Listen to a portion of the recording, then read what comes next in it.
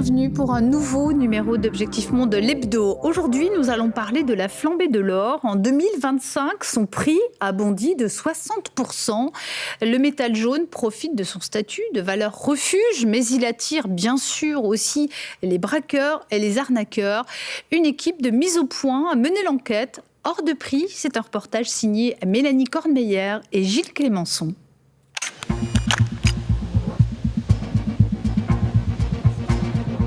Jeudi soir, peu avant 19h.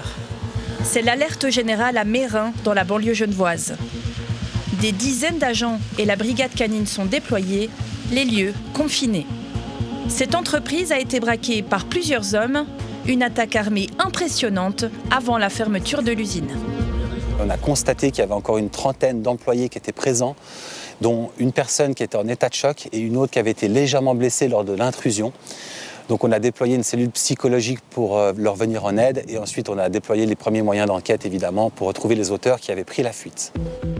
La société visée est spécialisée dans la fabrication de pièces pour l'horlogerie de luxe. Des pièces en or. Alors par rapport au butin, je n'ai pas encore la connaissance à l'heure actuelle de ce qui a été vraiment dérobé, l'enquête devra le déterminer. Un événement révélateur de la frénésie actuelle autour du métal jaune. La flambée de l'or attise toutes les convoitises, pour le meilleur et pour le pire.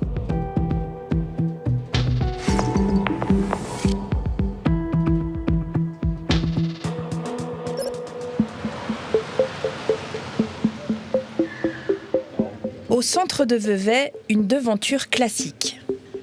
Mais à l'intérieur, plusieurs milliers de francs s'y échangent chaque jour. Cette chaîne s'est spécialisée dans l'achat d'or. Nous nous y sommes rendus avec un héritage familial.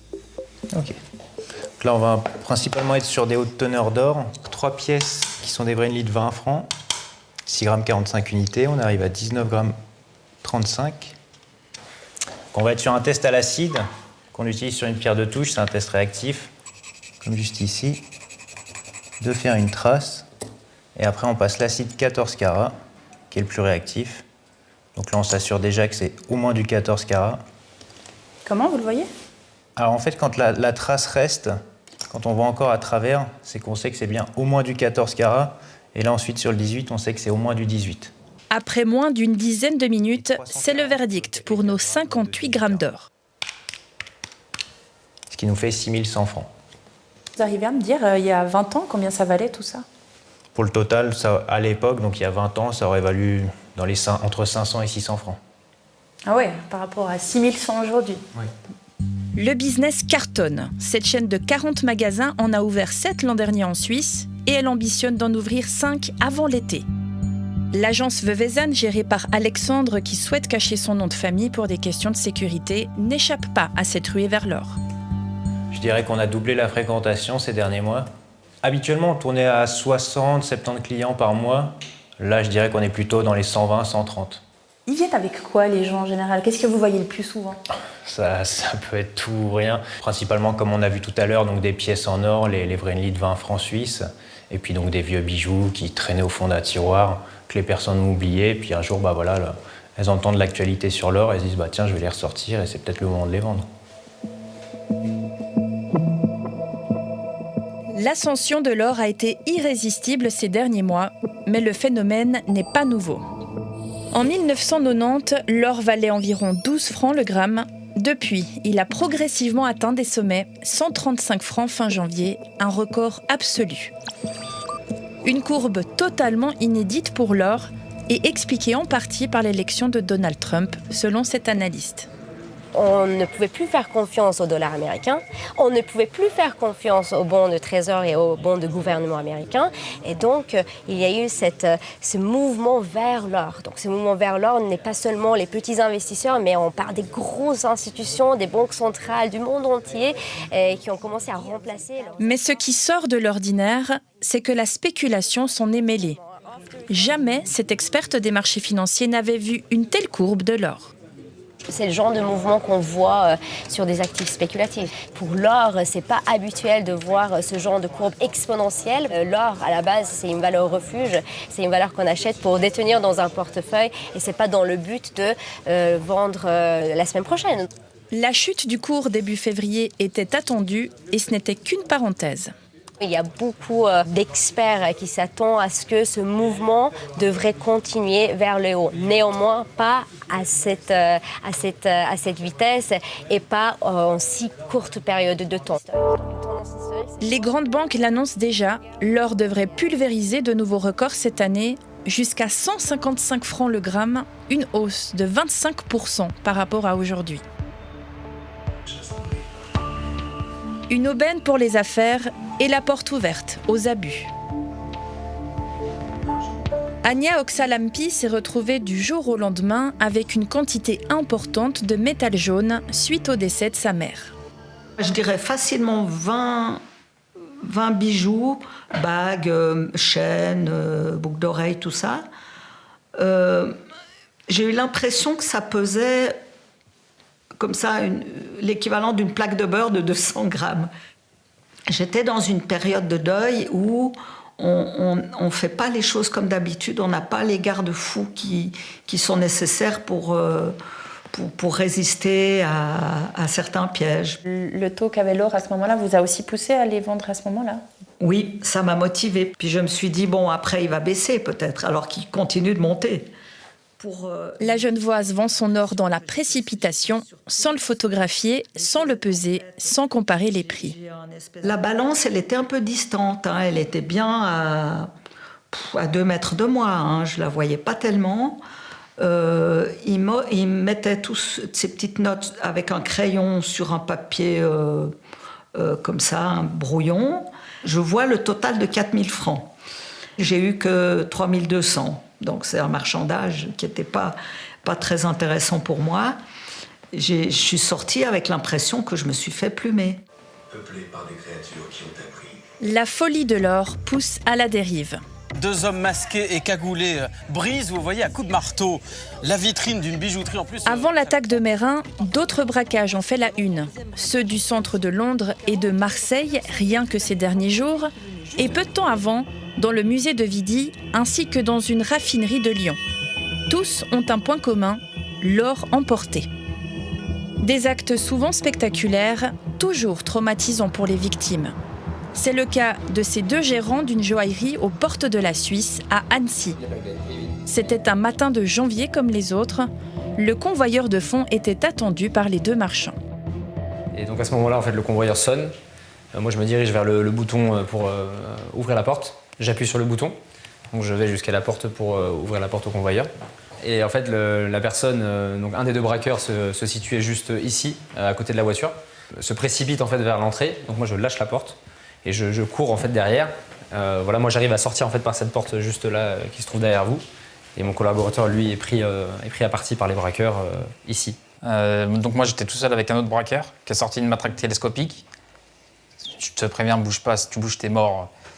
Du coup, j'ai tenté une folie, j'ai réussi à lui prendre sa matraque. Le mec qui vidait le coffre, il m'a sauté dessus, il m'a mis des coups de crosse en fait, sur la tête. Et le 4e, il m'a mis KO. Il cherchait quoi ? Il cherchait des lingots d'or. Des lingots d'or qu'on n'avait pas. Les braqueurs partiront avec un butin estimé à plus de 150 000 €, dont beaucoup d'or, toujours introuvable.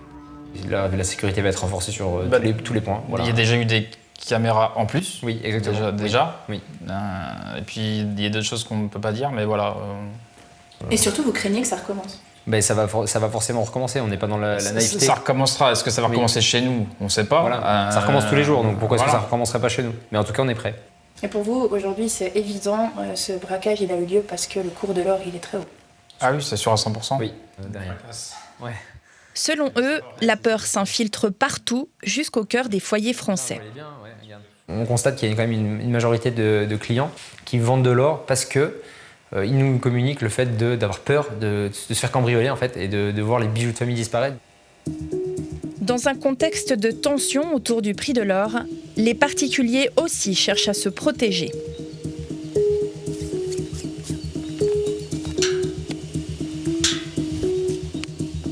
Dans le canton de Vaud, les citoyens peuvent compter sur un service proposé gratuitement par la police.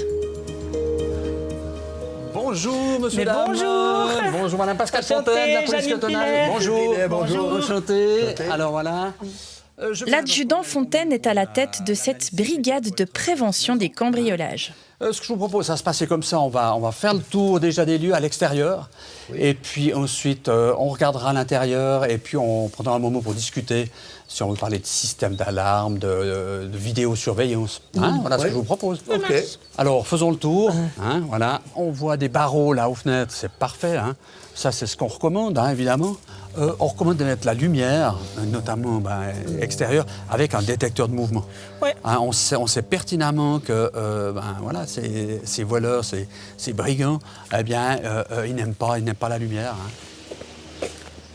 Là, on voit cette fameuse véranda. Ça, c'est un petit peu, j'ai envie de dire, le point faible. On voit que les portes, les fenêtres n'ont pas été changées. Non. D'accord, on va aller voir ça.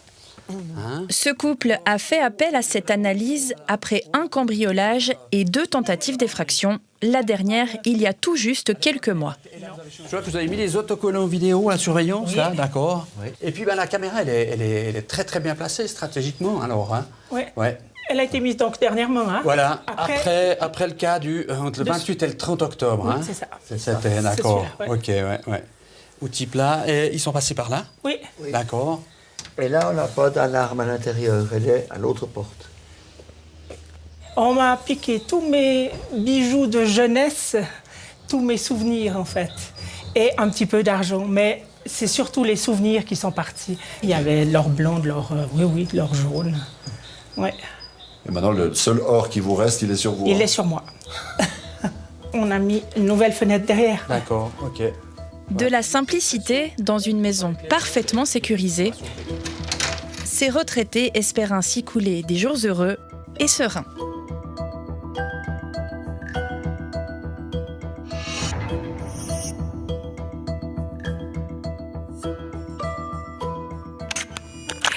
Et justement, avec nous pour parler de cette flambée du prix de l'or, Mélanie Kornmeyer, journaliste à Mise au Point. Vous avez co-réalisé ce reportage avec Gilles Clémençon. Avec nous également, Cécile Dorflinger. Vous êtes experte en matériaux, en métaux précieux et directrice du site www.bdor.fr.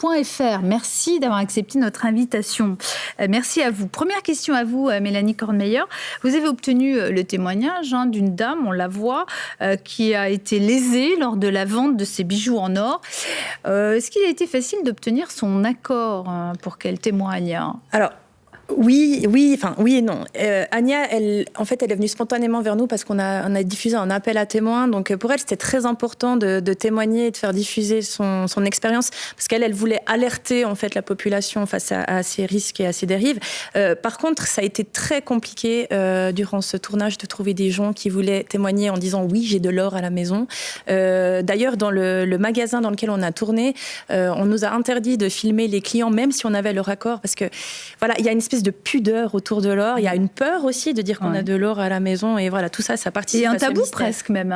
Vraiment, totalement, il y a vraiment un tabou. Donc voilà ce qui concerne les particuliers. Mais est-ce que finalement, filmer, parce que pour produire un reportage télévisé, on a besoin d'images, c'est une certitude. Est-ce que ça a été plus facile de filmer, de tourner des images dans des entreprises? C'est encore pire. Il faut bien se rendre compte qu'en Suisse romande, c'est là où se trouvent la plupart des entreprises horlogères de Suisse. Je pense que pour ce sujet, on doit en avoir contacté, je pense, 30 ou 40. Aucune n'a répondu à nos sollicitations et même pas de commentaires en off, comme on appelle en off, c'est de dire... Off the record, c'est-à-dire non enregistré. C'est ça, non enregistré, juste pour avoir quelques informations. C'est exclu.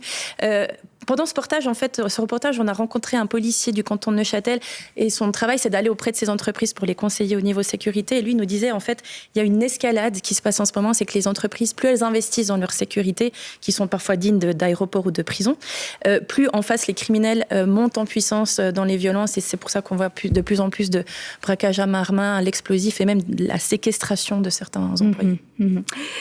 Cécile Dorflinger, je rappelle que vous êtes experte en métaux précieux et directrice du site www.bdor.fr. Comment vous expliquez, vous, cet engouement pour l'or qui confine aussi au tabou, hein, et on essaye de ne pas le montrer, son or. Comment vous expliquez cet engouement des particuliers, mais aussi cette volonté de protéger finalement ce secret? En fait, cet engouement, c'est tout simplement c'est en corrélation avec l'insécurité, même à l'international.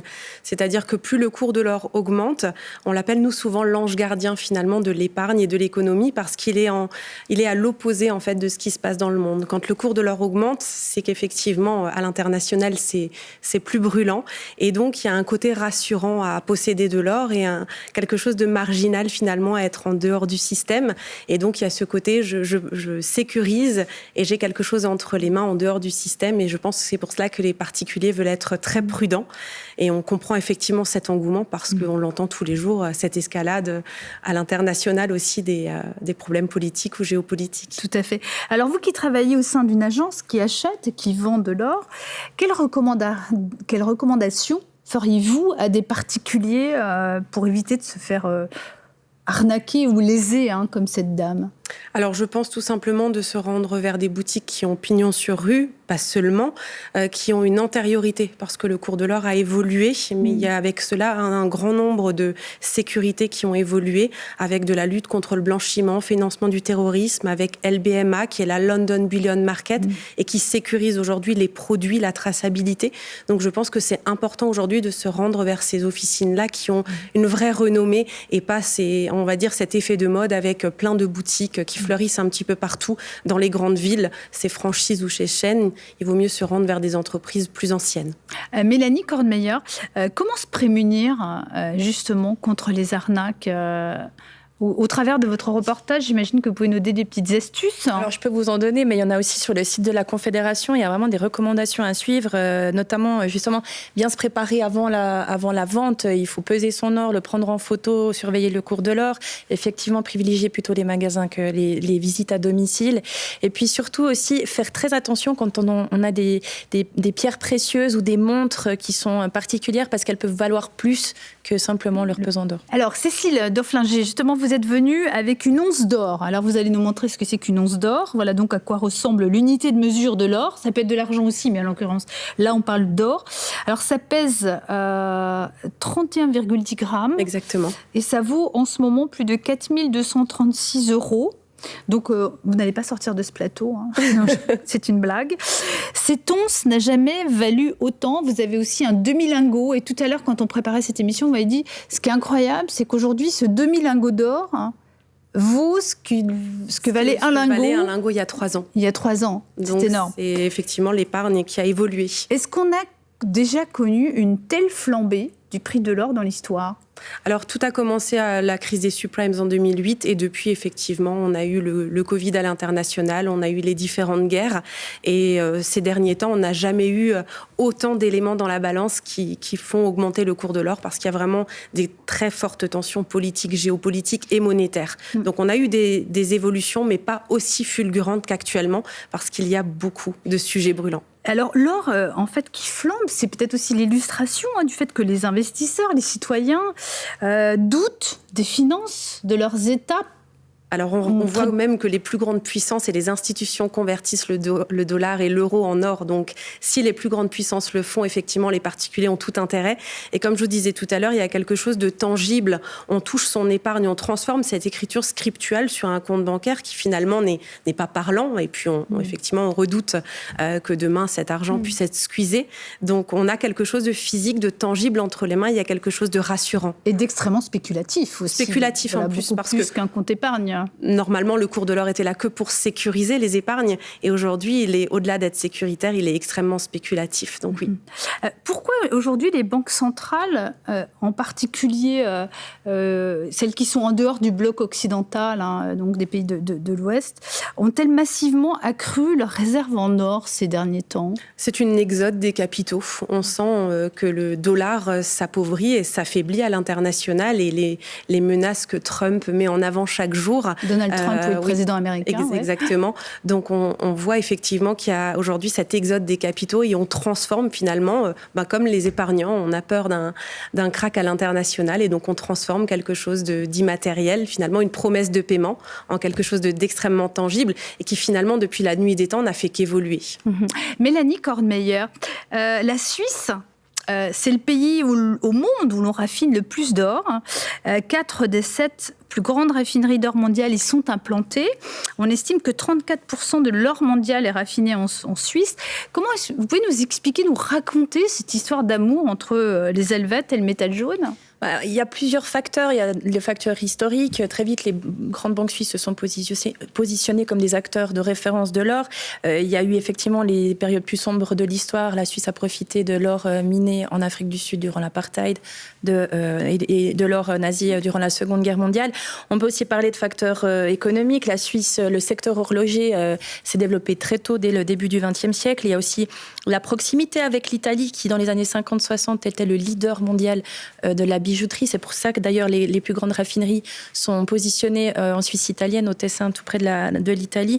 Et puis, il y a les facteurs de stabilité, de neutralité de la Suisse qui apportent de la confiance à ses investisseurs. Et aujourd'hui, comme vous l'avez dit, la Suisse est leader mondial en raffinerie de l'or, en raffinage, et 2000 emplois directs et plus d'une dizaine de milliers d'emplois indirects en dépendent.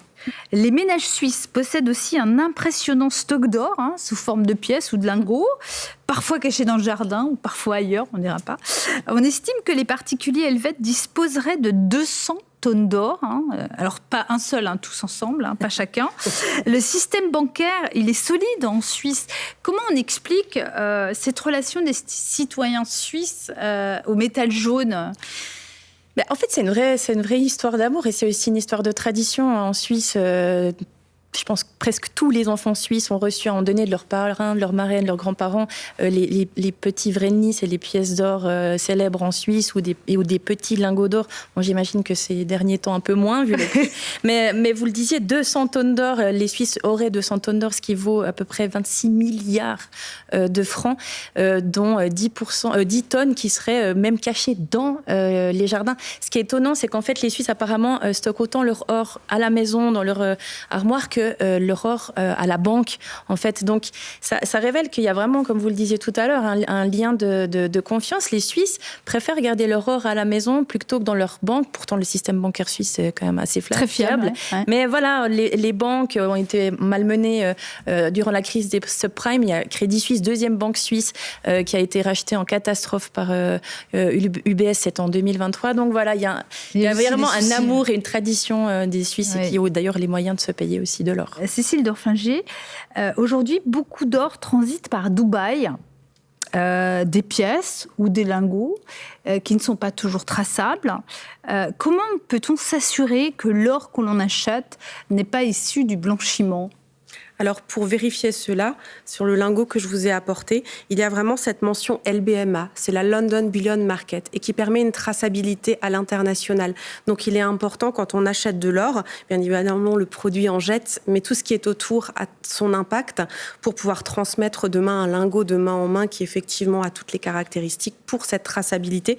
Donc, il faut se rendre vers des officines qui vendent des lingots LBMA pour s'assurer d'une qualité, d'une traçabilité. Et c'est indiqué aussi sur les autres Bien évidemment. Là, ils sont, je vous les ai présentés pour que vous puissiez les voir de plus près. Mais toutes les pièces aujourd'hui, vous voyez, sont sous-scellées avec un certificat d'authenticité qui confirme effectivement toute cette traçabilité. Donc l'emballage, un lingot aujourd'hui qui est neutre, forcément, on n'a pas cette traçabilité. Et derrière, il doit y avoir des factures, il doit y avoir des documents également de compliance aujourd'hui pour l'origine des fonds et la destination des fonds. Cécile Dorflinger, aujourd'hui, Dubaï est en train de s'imposer comme une place forte de l'or.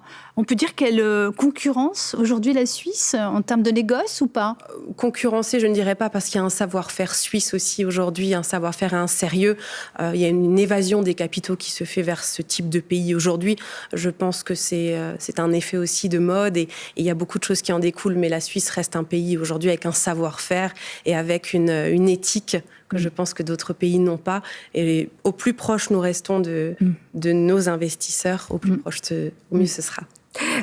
De nombreuses personnes ont aussi investi dans l'or via des établissements bancaires, donc de l'or papier, on va dire ça comme ça. Si ces personnes demandaient toutes à récupérer leurs investissements sous forme de lingots ou d'onces, est-ce que les banques auraient suffisamment de réserves pour rendre ce qui appartient à chacun ? Alors normalement, c'est ce qui était le cas avec les accords de Bâle III qui ont été signés en 2023. Les banques doivent avoir cette corrélation entre l'or papier et l'or physique. Aujourd'hui, c'est encore un vaste sujet, un vaste débat. Alors, je ne pense pas que ce soit forcément comme la loi souhaiterait. Mais aujourd'hui, pour moi, quand on va acheter de l'or en banque, ça reste comme le billet qu'on a dans la poche, une promesse de paiement. Donc je pense qu'il n'aurait pas forcément la contrepartie. Et cet or en banque, question de néophyte, il est au même prix que l'or physique ?